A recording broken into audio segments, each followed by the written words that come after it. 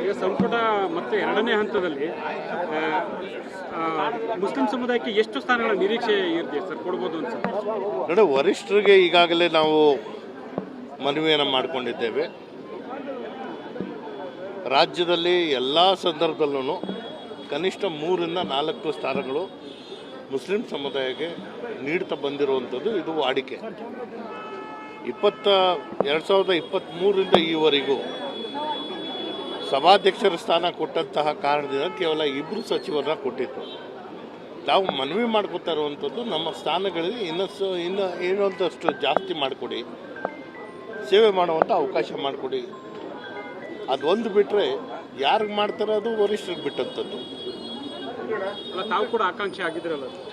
ಆಕಾಂಕ್ಷಿಗಳು ಎಲ್ಲರೂ ಆಯ್ಕೆ ಆಗಿ ಬಂದಿರೋರು ಎಲ್ಲರೂ ಅರ್ಹರೇ. ಆಡಳಿತ ಪಕ್ಷದಲ್ಲಿರೋರು ಆಸೆ ಅನ್ನೋದು ಎಲ್ಲರಿಗೂ ಇದೆ. ವರಿಷ್ಠರು ಯಾವ ತೀರ್ಮಾನಕ್ಕೆ ಬರ್ತಾರೋ ಆ ತೀರ್ಮಾನಕ್ಕೆ ನಾವೆಲ್ಲರೂ ಬದ್ಧ. ಜಮೀರ್ ಅಹ್ಮದ್ ಅವ್ರದ್ದು ಆಡಿಯೋ ವಿಡಿಯೋಗಳು ಇಲ್ಲ, ನಾನು ಯಾರ ವಿಚಾರ ಮಾತಾಡಲ್ಲ. ಯಾರಾಗ್ತಾರೆ ಅವ್ರಿಗೆ ಅಧಿಕಾರದ ಒಂದು ಜವಾಬ್ದಾರಿ ಕೊಡ್ತಾರೆ, ಅದನ್ನು ನಿರ್ವಹಿಸುವಂಥ ಶಕ್ತಿ ಅವ್ರಿಗಿರುತ್ತೆ. ಜಮೀರ್ ಅವ್ರಿಗೂ ಕೊಟ್ಟರು ಕೂಡ ನೀವು? ನಾನು ಯಾರ ವಿಚಾರನೂ ಮಾತಾಡಕ್ಕೆ ಹೋಗಲ್ಲ. ಈಗ ಸಂಪುಟ ಮತ್ತೆ ಎರಡನೇ ಹಂತದಲ್ಲಿ ಮುಸ್ಲಿಂ ಸಮುದಾಯಕ್ಕೆ ಎಷ್ಟು ಸ್ಥಾನಗಳ ನಿರೀಕ್ಷೆ ಇದೆ ಸರ್, ಕೊಡ್ಬೋದು ಅನ್ಸುತ್ತೆ? ನೋಡಿ, ವರಿಷ್ಠರಿಗೆ ಈಗಾಗಲೇ ನಾವು ಮನವಿಯನ್ನು ಮಾಡಿಕೊಂಡಿದ್ದೇವೆ. ರಾಜ್ಯದಲ್ಲಿ ಎಲ್ಲ ಸಂದರ್ಭದಲ್ಲೂ ಕನಿಷ್ಠ 3-4 ಸ್ಥಾನಗಳು ಮುಸ್ಲಿಂ ಸಮುದಾಯಕ್ಕೆ ನೀಡ್ತಾ ಬಂದಿರುವಂಥದ್ದು ಇದು ವಾಡಿಕೆ.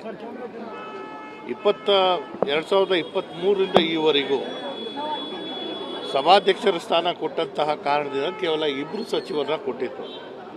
ನಾವು ಮನವಿ ಮಾಡ್ಕೋತಾ ಇರುವಂಥದ್ದು ನಮ್ಮ ಸ್ಥಾನಗಳಿಗೆ ಇನ್ನು ಏನೊಂದಷ್ಟು ಜಾಸ್ತಿ ಮಾಡಿಕೊಡಿ, ಸೇವೆ ಮಾಡುವಂಥ ಅವಕಾಶ ಮಾಡಿಕೊಡಿ.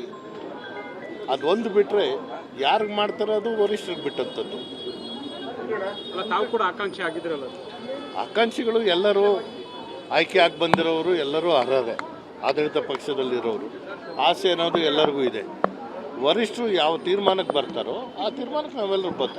ಜಮೀರ್ ಅಹ್ಮದ್ ಅವ್ರದ್ದು ಆಡಿಯೋ ವಿಡಿಯೋಗಳು ಇಲ್ಲ, ನಾನು ಯಾರ ವಿಚಾರ ಮಾತಾಡಲ್ಲ. ಯಾರಾಗ್ತಾರೆ ಅವ್ರಿಗೆ ಅಧಿಕಾರದ ಒಂದು ಜವಾಬ್ದಾರಿ ಕೊಡ್ತಾರೆ, ಅದನ್ನು ನಿರ್ವಹಿಸುವಂಥ ಶಕ್ತಿ ಅವ್ರಿಗಿರುತ್ತೆ. ಜಮೀರ್ ಅವ್ರಿಗೂ ಕೊಟ್ಟರು ಕೂಡ ನೀವು? ನಾನು ಯಾರ ವಿಚಾರನೂ ಮಾತಾಡಕ್ಕೆ ಹೋಗಲ್ಲ.